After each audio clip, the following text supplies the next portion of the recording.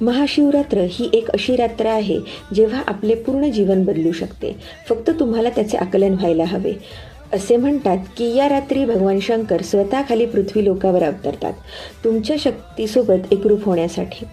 पुराणातील ह्याची कथा अशी आहे की भगवान शंकर आपल्या वैरागी मित्रांसोबत माता पार्वतीच्या घरी वरात घेऊन गेले. तेव्हा त्यांच्या घरचे घाबरले, पण पार्वती माता एकदम स्थिर होत्या. त्या म्हणाल्या की हेच माझे स्वामी आहेत आणि मी त्यांचा स्वीकार करते. असे त्यांनी म्हणताच भगवान शंकर त्यांच्या सगळ्यात सुंदर म्हणजेच चंद्रशेखर रूपात प्रगट झाले आणि त्या दोघांचा विवाह झाला. त्या रात्रीला महाशिवरात्र म्हटले जाते.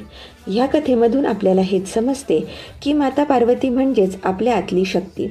आपल्याला ज्या काही समस्या वाटत आहेत ते दुसरे काही नसून शंकर भगवानांची वरात आहे, जी दिसायला खूप भयावह आहे.